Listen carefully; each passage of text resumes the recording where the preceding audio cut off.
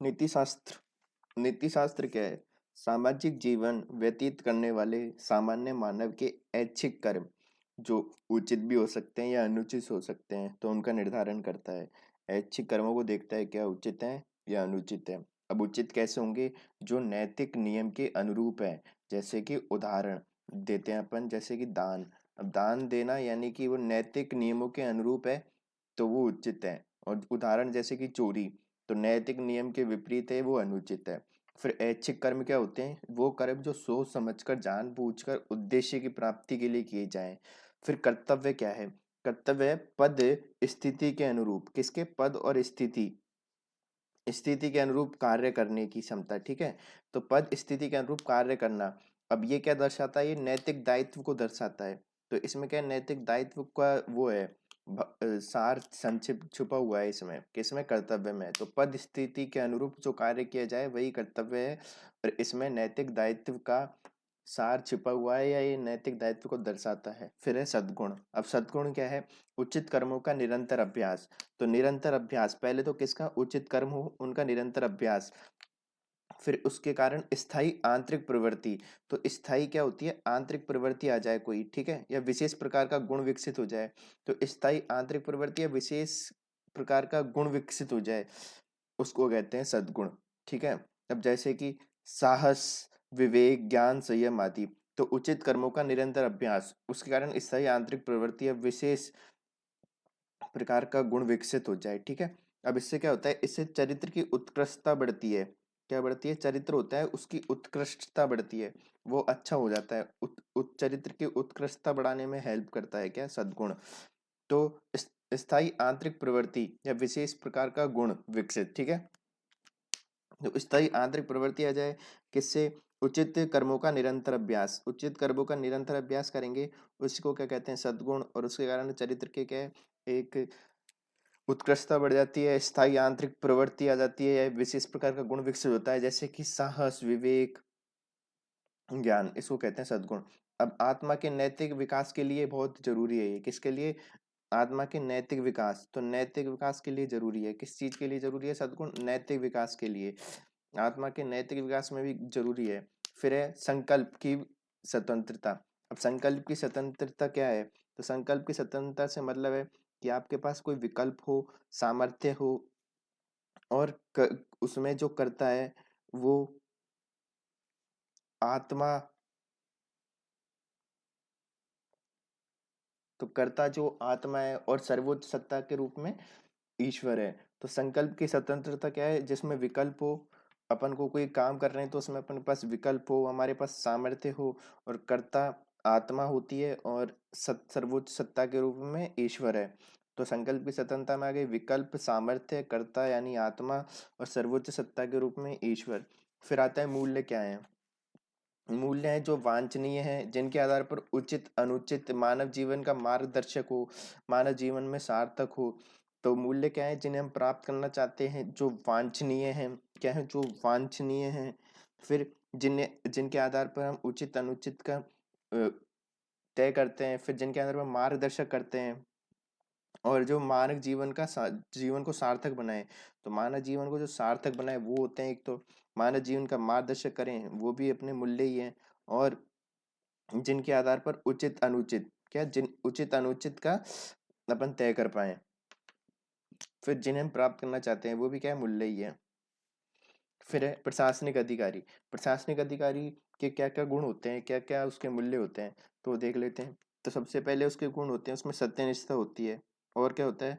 उसमें ईमानदारी होती है, और भेदभाव रहितता होती है, फिर गैर तरफदारी होती है, और वस्तुनिष्ठता, कमजोर वर्ग के प्रति सहानुभूति होती है।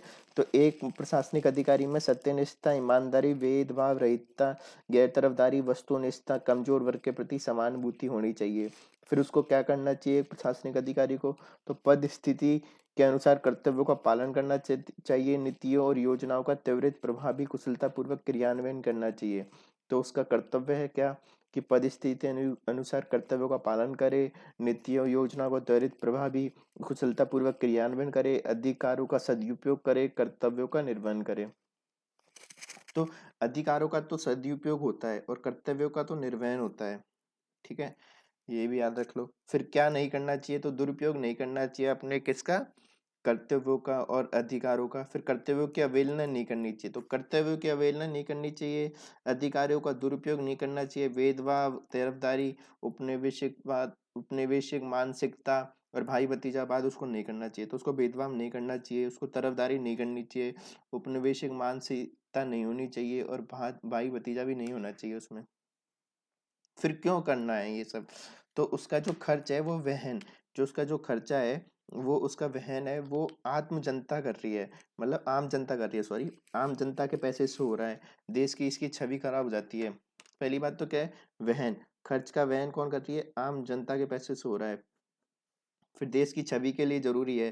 फिर सुशासन की स्थापना, अब सुशासन की स्थापना कैसे होगी, जब वो ये सब मूल्यों को अपनाए और लोकतांत्रिक मूल्यों का साकारीकरण, तो साकारीकरण तभी होगा तब इन सब मूल्यों को अपनाए।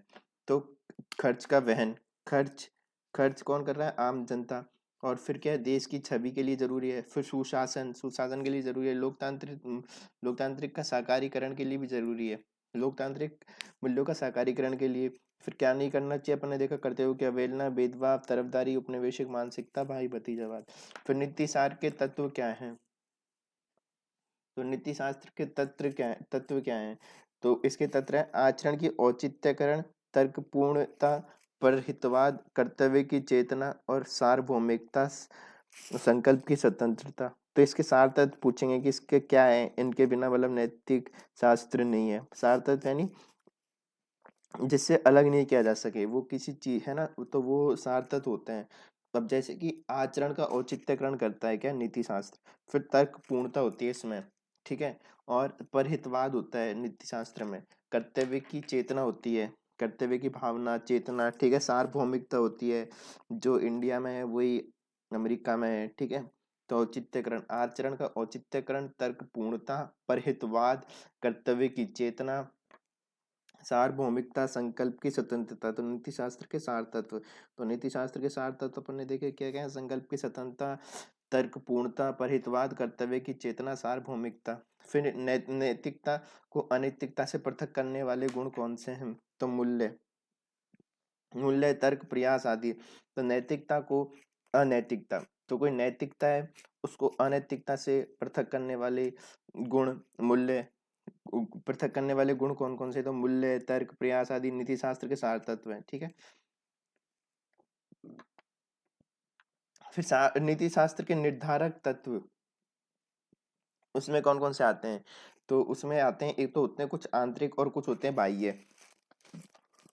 तो कुछ होते हैं सामाजिक तत्व, जैसे समाज से संस्कार, समाज से अपन संस्कार लेते हैं, जैसे भारत में सहयोग की भावना है, पश्चिम में व्यक्तित्व उपलब्धियों पर ज्यादा ध्यान दिया जाता है, तो सामाजिक तत्व होते हैं।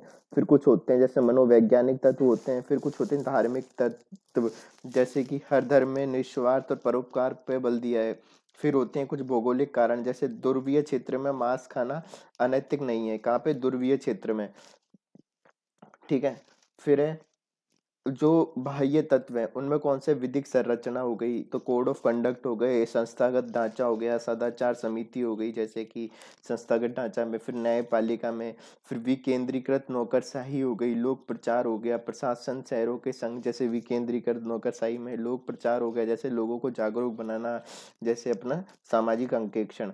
तो ठीक है, तो बाह्य तत्व में कौन कौन से हो गए, विधिक संरचना, संस्थागत ढांचा, न्यायपालिका, विकेंद्रीकृत नौकरशाही, लोक प्रचार। आंतरिक तत्व में सामाजिक तत्व होते हैं, मनोवैज्ञानिक तत्व, धार्मिक कारक होते हैं, भौगोलिक कारक होते हैं।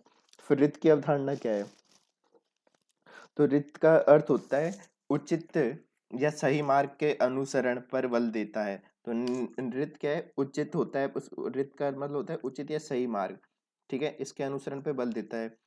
कैंसर रित, अब इसका इसकी जड़ क्या है, तो उत्कृष्टता दिलाता है, किसमें, ये सत्यनिष्ठा पूर्वक नियम कानून पे बल देता है, नीति नीति संहिता पे, आचार संहिता, इन सब पे बल देता है। तो उत्कृष्टता के लिए जरूरी है, किसके लिए, उत्कृष्टता के लिए। तो उत्कृष्टता हेतु जरूरी है क्या, रित की अवधारणा, तो रित की अवधारणा उत्कृष्टता हेतु जरूरी है। फिर रित की अवधारणा की अवधारणा प्रशासनिक प्रशासन में क्या है, क्यों जरूरी है, उचित या सही मार्ग के अनुसरण पर बल देता है, उत्कृष्टता हेतु जरूरी है। फिर नीति के सार तत्व हैं आचरण का औचित्यकरण, तर्क पूर्णता, परहितवाद, कर्तव्य की चेतना, सार्वभौमिकता, संकल्प की स्वतंत्रता।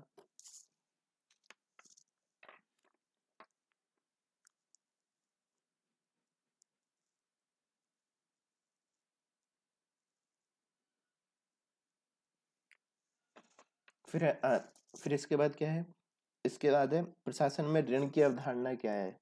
तो प्रशासन में ऋण की अवधारणा है जैसे कि कर्तव्य बोध एवं उत्तरदायित्व निर्वहन पर बल। तो प्रशासन में ऋण की अवधारणा कैसे होती है, कर्तव्य बोध एवं उत्तरदायित्व निर्वहन पर बल देना सबसे पहले तो। और फिर है उसके बाद त्वरित प्रभावी कुशलता पूर्वक कार्य करना। तो सबसे पहले तो हो गया कर्तव्य पूर्व और उत्तरदायित्व का निर्वहन। तो कर्तव्य का तो बोध होना चाहिए और उत्तरदायित्व का निर्वहन होना चाहिए। फिर त्वरित प्रभावी कुशलता पूर्वक काम करना चाहिए। कैसे त्वरित करते हैं, एक तो प्रभावी और कुशलता पूर्वक। फिर खर्च बहन जनता, तो जनता के ऋणी होते हैं तो ये भाव भी होना चाहिए उनके अंदर, जनता के ऋणी होने का भाव भी होना चाहिए। ठीक है। और फिर है अतः अधिकारों का सदुपयोग, पालन जनहित में सुशासन नैतिक शासन की स्थापना। तो अधिकारों का सदुपयोग करें, ठीक है, और पालन जनहित में करें अपने अधिकारों का, सुशासन नैतिक शासन की स्थापना के लिए करें।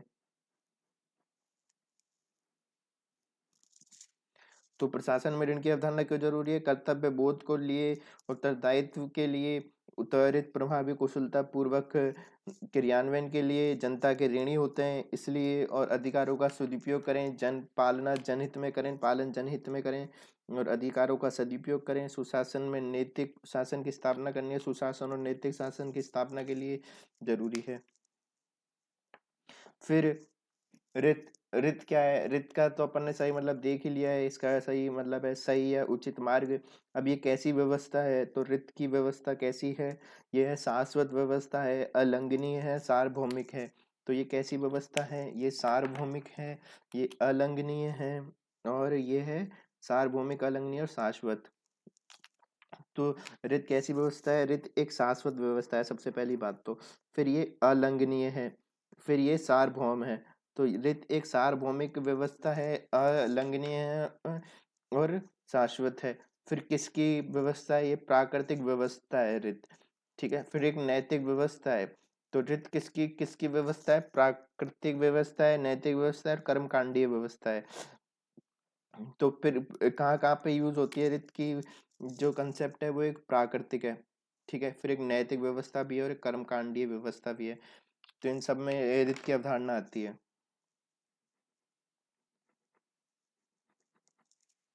फिर रित की अवधारणा में कर्मवाद का बीज है। अब ये क्यों कहा गया है, तो रित की अवधारणा में कर्मवाद का बीज है, ये लाइन क्यों कही गई है, तो जैसी करनी वैसी बननी, जो बोवेगा वो वैसा काटेगा। तो ये वाली लाइन रित में आती है क्योंकि रित कहता है जो अपन ने करेंगे वो अपन को फल मिलेगा, आज नहीं तो कल वो मिलेगा। ठीक है। तो जैसी करनी वैसी बननी, जो बोवेगा वो काटेगा। रित में कर्मवाद या कर्म नियम का समर्थन है। अब तो रित क्या करता है, जो कर्मवाद है और कर्म नियम का समर्थन करता है। ठीक है। और फिर ये कर्म और फल में समरूपता पाता है, किसमें, कर्म और फल में समरूपता पाता है। कि कर्म और फल में समरूपता कैसे, कि यार जो कोई कुछ करेगा तो वो उसको मिलेगा, आज नहीं तो कल उसको फल मिलेगा। आज काम करोगे तो ऐसा नहीं है कि इसका फल नहीं मिले। फिर एक अच्छा कर्म होता है, अच्छे कर्म का अच्छा फल होता है, और बुरा कर्म का बुरा फल। तो रित कहता है कि अच्छे कर्म का एक अच्छा फल होता है और बुरे कर्म का बुरा फल होता है। तो ये इसकी क्या है, जो नीति नैतिक व्यवस्था है उसकी, उसमें आता है ये सब। तो रित की अवधारणा में कर्मवाद का बीज है, कैसे, जैसी करनी वैसी बनी, जो बोवेगा वो वैसा काटेगा। रित में कर्मवाद या कर्म नियम का समर्थन करता है, किसका, कर्मवाद या कर्म नियम का समर्थन।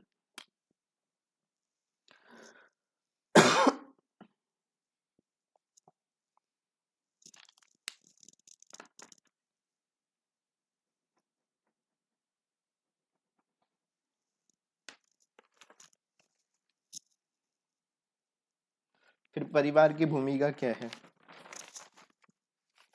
तो परिवार एक मूलभूत इकाई है, प्रथम पाठशाला है, सामाजिकरण का प्रथम साधन है। तो क्या है, मूलभूत इकाई है सबसे पहले तो प्रथम पाठशाला। और सामाजिकरण का प्रथम साधन, सामाजिकरण का प्रथम साधन, तो सामाजिकरण का प्रथम साधन पाठशाला मूलभूत इकाई। तो परिवार की भूमिका क्या क्या है? परिवार क्या है? एक तो मूलभूत इकाई है, फिर प्रथम पाठशाला है, सामाजिकरण का प्रथम साधन है, फिर है अच्छी आदतों का विकास और सांस्कृतिक हस्तांतरण। हम परिवार से सीखते हैं क्या क्या? अच्छी आदत हो गई, फिर सांस्कृतिक हस्तांतरण हो गया, फिर सामाजिक नियमों को पालन, कर्तव्य बोध, ईमानदारी, और क्या है? नारियों का सम्मान, आदर, परस्पर प्रेम, क्या अच्छा क्या बुरा, तो हम ये सब यहाँ से सीखते हैं। तो हम परिवार से क्या क्या सीखते हैं? तो पहले तो इसकी भूमिका क्या है, सबसे पहले तो अपन ये देखेंगे परिवार की। तो परिवार की भूमिका है, ये मूलभूत इकाई है, ये प्रथम पाठशाला है, सामाजिकरण का प्रथम साधन है। सबसे बड़ी बात तो ये हो गई इसकी भूमिका। फिर आती है इसके कौन कौन से मूल्य है ये सिखाता है। तो अच्छी आदतों का विकास करना सिखाता है। सबसे पहले तो क्या सिखाता है ये? अच्छी आदतों का तो विकास, संस्कृति का हस्तांतरण, सामाजिक नियमों का पालन, जैसे फिर कर्तव्य बोध, ईमानदारी, नारियों का सम्मान और आदर, परस्पर प्रेम, तो ये सारी भावनाएं सिखाता है। क्या क्या सिखाता है? अच्छी आदतों का विकास करना, फिर संस्कृति का हस्तांतरण, नारियों का सम्मान, कर्तव्य बोध और आदर, परस्पर प्रेम, ये सब उनको सिखाता है। फिर हम क्या अच्छा है क्या बुरा है वो भी हम यहाँ से ही सीखते हैं। फिर है अनुकरणीय विधि। अब आती है एक अनुकरणीय विधि। अब अनुकरणीय विधि होती है कि जो बच्चा होता है वो अपने पेरेंट्स से सीखता है, वो जैसा अनुकरण करते हैं उनका अनुकरण करता है, जैसा वो करते हैं वैसा ही वो सीखता है। तो ये अनुकरणीय विधि एक सकारात्मक विधि है। फिर समस्याओं को मिलजुल कर इसमें सुलझाया जाता है। दैनिक दिनचर्या में ये इसका बहुत नैतिक मूल्यों को बढ़ावा देती है। जो अपनी दैनिक दिनचर्या है उसमें नैतिक मूल्यों को बढ़ावा देती है। तो जैसे कि सरकार के प्रयास मातृत्व अवकाश के लिए, पितृत्व अवकाश और मदर केयर के लिए, इसलिए सरकार इस पर प्रयास भी कर रही है अब। तो एक अनुकरणीय विधि होती है, क्या होती है अनुकरणीय विधि में?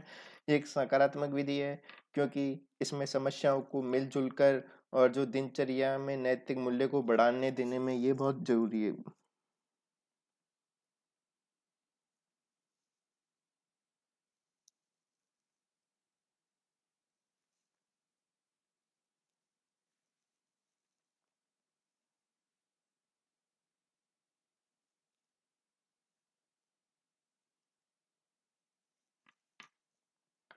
अनुकरणीय विधि क्या है? अनुकरणीय विधि एक सकारात्मक विधि है, समस्याओं को मिलजुल कर और सुलझाया जाता है और दिनचर्या में नैतिक मूल्य को बढ़ावा देने के लिए ये बहुत उपयोगी है।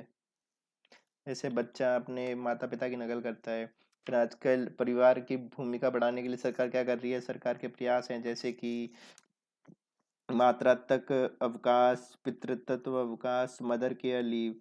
तो सरकार क्या क्या कर रही है वो भी अपन को याद रखना है। तो सरकार के कुछ प्रयास हैं जैसे कि मातृत्व अवकाश और पितृत्व अवकाश और मदर केयर लीव। फिर उसके बाद है किस प्रकार सहायक हो रहे हैं। तो आदेश की बजाय दैनिक जीवन में कार्य प्रणाली का अंग। ठीक है, तो अपन को ये क्या है, आदेश आदेशात्मक नहीं होना है, उसकी बजाय अपन को दैनिक जीवन में कार्य प्रणाली का अंग बना लेना है किसी नैतिक गुण को। तो परिवार से हम सीखते हैं कि हमें आदेशात्मक की बजाय दैनिक जीवन का अंग बना लेना है अच्छे कार्यों को। फिर हम सीखते हैं कथनी कतरनी में अंतर ना हो। तो हम क्या सीखते हैं? कथनी करनी में अंतर नहीं। आदेशात्मक के बजाय क्या होती है? दैनिक जीवन का कार्य प्रणाली का अंग बनाने में ये वो है, सही सहायक है। तो आदेशात्मक की बजाय ये दैनिक जीवन में कार्य प्रणाली का अंग बनाने में सहायक होती है। और कथनी करनी में अंतर नहीं हो उसकी बात करती है। अनुसरण अनुकरण विधि पे ये काम करती है। फिर मूल्य आधारित कहानियां जैसे कि पंचतंत्र हो गई, उन उनके द्वारा ये विकसित की जा सकती हैं। फिर मनोरंजन के साधन होते हैं ये। तो स्वस्थ मनोरंजन है ये एक तरीके से किस प्रकार सहायक है। और दंड तथा इनाम विधि में बुरा कार्य और अच्छे कार्य के लिए इनाम, तो ये सब में ये सहायक है।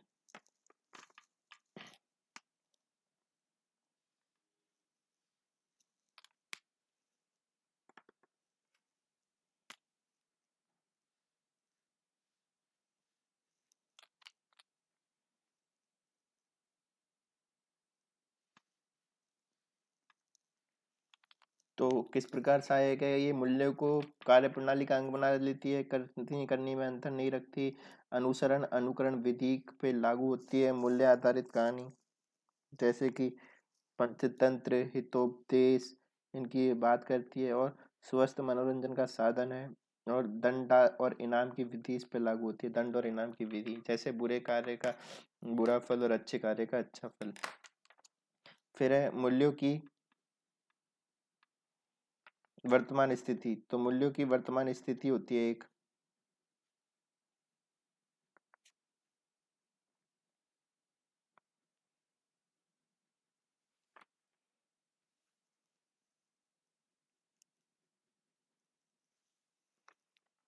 तो मूल्यों की वर्तमान स्थिति होती है।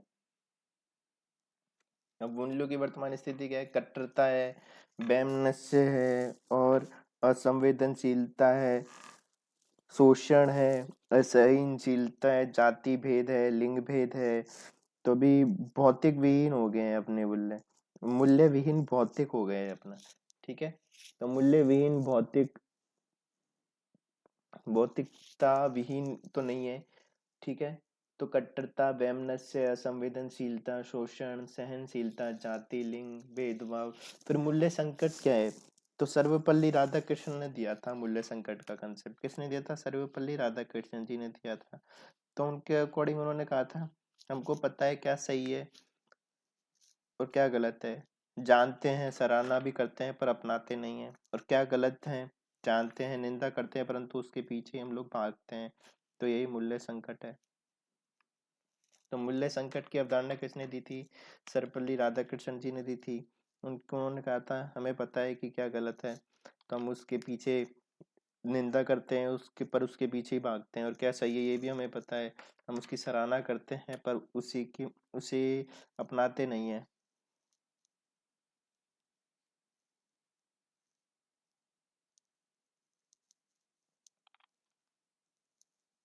फिर मूल्य को बढ़ावा देने के कुछ उपाय हैं, जैसे कि आंतरिक आंतरिक मूल्यों को कैसे बढ़ावा दिया जाए। उसके लिए अपन मूल्यों को बढ़ावा देने के लिए अपन क्या कर सकते हैं? बचपन में ही मूल्यों का बीजारोपण करें। पहली बात, कैसे बचपन में ही मूल्यों का बीजारोपण कर दें।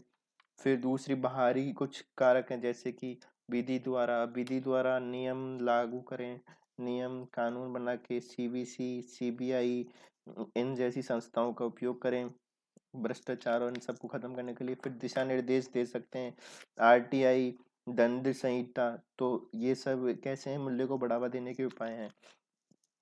तो अपन ने देखा मूल्य क्या है, मूल्य की वर्तमान स्थिति क्या है? कट्टरता, वैमनस्य, असंवेदनशीलता, शोषण, असहनशीलता, जाति भेद, लिंग भेद। तो ये सब अपने मूल्यों में ज्यादा हो रखा है। क्या क्या है? सहनशीलता, शोषण, असंवेदनशीलता, वैमनस्य, कट्टरता। फिर जाति भेद, लिंग भेद। फिर है मूल्यों की संकट। सर्वपल्ली राधाकृष्ण ने बुलाया क्या सही है क्या गलत है, और हम जानते हैं क्या गलत है, तो हम सराहना करते हैं, पर उसको अपनाते नहीं हैं, और हमें पता है क्या गलत है, तो भी हम उसकी निंदा करते हैं, पर हम उसके पीछे ही भागते हैं। फिर मूल्य को बढ़ावा देने के कुछ उपाय हैं, जैसे कि कुछ आंतरिक है और कुछ बाहरी है। अब आंतरिक में क्या क्या आते हैं? जैसे कि बीजारोपण। तो बचपन में ही मूल्यों का क्या कर दो? बीजारोपण कर दो। अब और बाहरी में आते हैं, जैसे सीबीसी, सीबीआई, दिशा निर्देश, आरटीआई, भारतीय दंड संहिता। तो ये है। फिर समाज की क्या भूमिका है मूल्यों को बढ़ावा देने में?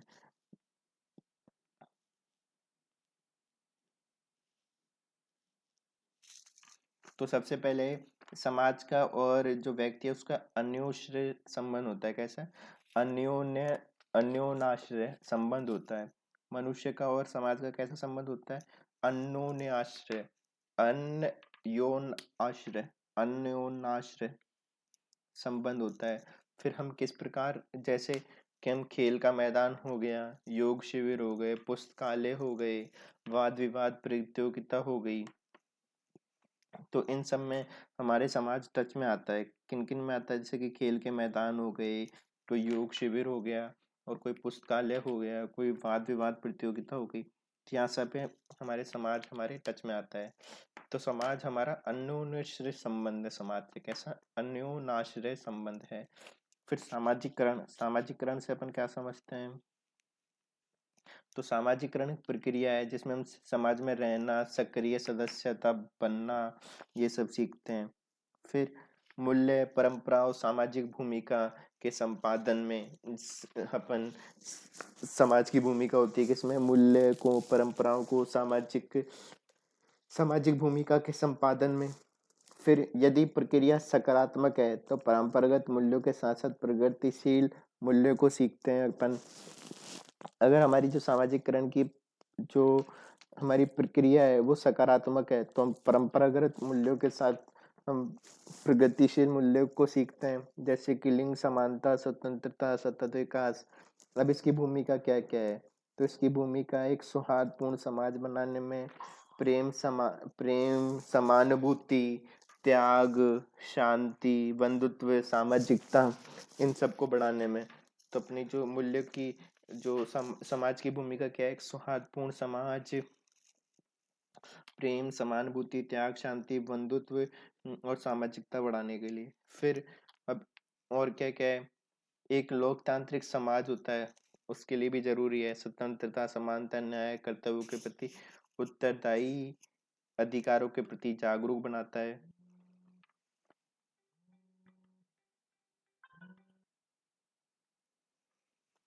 तो समाज की भूमिका क्या क्या है? समाज की एक सौहार्दपूर्ण समाज में हम सीखते हैं, उसमें हम एक सौहार्दपूर्ण समाज है तो उसमें हम प्रेम, समानुभूति, त्याग, शांति, भाईचारा, ये सब हम सीखते हैं। फिर एक लोकतांत्रिक समाज है तो उसमें हम स्वतंत्रता, समानता, न्याय, ये सब सीखते हैं। कर्तव्यों के प्रति उत्तरदायित्व, कर्तव्यों के प्रति उत्तरदायित्व, अधिकारों के प्रति जागरूकता। तो हमारा समाज के ये है। समाज को हम वापस देखते हैं। समाज के साथ हमारा अन्योन्य आश्रय संबंध होता है। कैसा संबंध होता है? अन्योन्य आश्रय क्यों कह रहे हैं हम ऐसा? क्योंकि हम समाज के साथ खेल के मैदान पे, योग शिविरों में, पुस्तकालयों में, वाद विवाद प्रतियोगिता, हम सब जगह उससे मिलते हैं। फिर सामाजिकरण क्या है? समाज में रहना, सक्रिय सदस्य। फिर परंपराओं, सामाजिक भूमिका में सामाजिक भूमिका के संपादन, इन सब में ये सहायक है सामाजिकरण। तो सामाजिकरण की प्रक्रिया क्या है? समाज में रहना, सक्रिय सदस्य होना और मूल्य, परंपराओं, सामाजिक भूमिका के संपादन। तो ये सब सामाजिकरण की प्रक्रिया है। तो फिर यदि अगर ये प्रक्रिया सकारात्मक है तो अगर प्रक्रिया सकारात्मक है तो हम परंपरागत मूल्यों के साथ प्रगतिशील मूल्यों को भी सीखते हैं, प्रगतिशील मूल्यों को सीखते हैं। ठीक है। अगर प्रक्रिया सकारात्मक है तो हम परंपरागत मूल्यों के साथ साथ कौन से प्रगतिशील मूल्यों को भी सीखते हैं, जैसे कि लिंग समानता हो गई, स्वतंत्रता, स्वच्छता, सतत विकास आदि। तो ये तो हो गए। फिर हो गए भूमिका क्या क्या है? तो अगर कोई समाज सौहार्दपूर्ण है, कैसा समाज है? सौहार्दपूर्ण समाज है तो उसमें हम प्रेम, समानुभूति, त्याग, शांति, ये सब सीखते हैं। फिर अगर कोई समाज है वो लोकतांत्रिक है तो स्वतंत्रता, समानता और न्याय, कर्तव्यों के प्रति उत्तरदायित्व, अधिकारों के प्रति जागरूकता, ये सब हम सीखते हैं। फिर है शैक्षणिक संस्थाओं का क्या महत्व है? तो शैक्षणिक संस्थाओं का महत्व कैसे है? क्षमताओं को साकारीकरण और चरित्र निर्माण में। तो क्या है? साकारीकरण और चरित्र निर्माण, क्षमताओं का तो साकारीकरण और चरित्र निर्माण में। फिर है अपना एक जो राष्ट्रीय शिक्षा नीति है वो क्या कहती है? तो उसके अकॉर्डिंग है ये शिक्षा को सर्वव्यापी शाश्वत मूल्य माना गया है। तो क्या बोला है? शिक्षा को सर्वव्यापी और शाश्वत मूल्य बताया है। सर्वव्यापी और शाश्वत मूल्य जैसे सत्य, प्रेम, दया आदि को प्रोत्साहित करती है। ठीक है। तो सर्वव्यापी मूल्य होते हैं कुछ, शाश्वत सर्वव्यापी शाश्वत मूल्य होते हैं जैसे कि क्या होते हैं? सर्वव्यापी शाश्वत मूल्य जैसे कि प्रेम, सत्य, प्रेम, दया आदि। ठीक है। तो इन सब को जो प्रोत्साहित है उसका काम शिक्षा का है। फिर संकीर्ण मानसिकता, कटुता, भ्रष्टाचार, अंधविश्वास को समाप्त करना। तो इन सब का तो प्रोत्साहित और इन सब को समाप्त। तो संकीर्ण मानसिकता हो गई, किसी की संकीर्ण मानसिकता है, ठीक है, फिर कट्टरता है, और फिर भ्रष्टाचार है, अंधविश्वास है, इसको समाप्त। तो ये सब तो समाप्त। सर्वव्यापी शाश्वत मूल्य, किनके सर्वव्यापी है कोई और शाश्वत मूल्य है, इनको हम सीखते हैं किससे, शैक्षणिक संस्थाओं से। फिर इसका माध्यम क्या है, तो माध्यम है इसका खेल कूद, फिर प्रार्थना सभा, जयंती, पर्व, राष्ट्रीय पर्व, जीवन का पाठन करना, योगा, बाल संचय।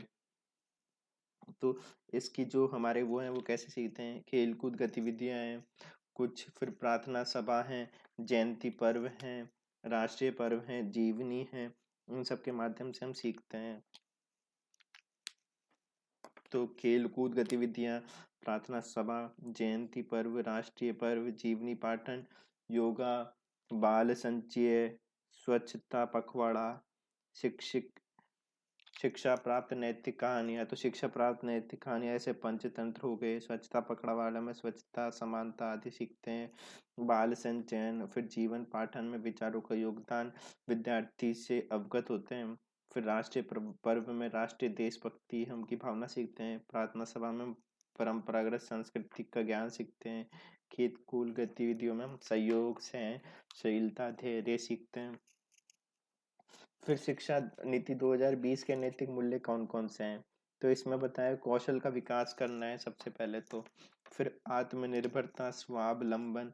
तो कौन कौन से हैं, पहले तो कौशल का विकास, सबसे पहले तो अपना कौशल हो, अपने पास स्किल हो, ठीक है, शिक्षा नीति के अकॉर्डिंग। फिर अपन को आत्मनिर्भर बनना है, ठीक है, तो दूसरी बात इसमें बोली है आत्मनिर्भर बनने के लिए, तीसरी बोली है स्वावलंबन के लिए, ठीक है, फिर तीसरी है, चौथी है देशभक्ति, फिर प्रकृति प्रेम और पर्यावरण के लिए जागरूकता। तो पर्यावरण की बात करी गई है, ठीक है, प्रकृति प्रेम, फिर देशभक्ति, स्वावलंबन, आत्मनिर्भर और कौशल, इन सब की बात करी गई है शिक्षा नीति 2020 में। किस किस की, कौशल विकास की, फिर आत्मनिर्भरता की, स्वावलंबन की, देशभक्ति के लिए, पर्यावरण के लिए, इन सब की बात की गई है।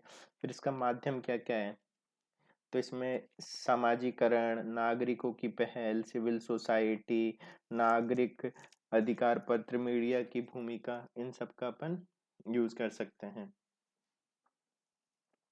तो कैसे कैसे, सामाजिकरण, नागरिकों की पहल, सिविल सोसाइटी, नागरिक अधिकार पत्र, मीडिया की भूमिका, सामाजिक लेखांकन, सामाजिक पूंजी, सामाजिक अभियांत्रिकी।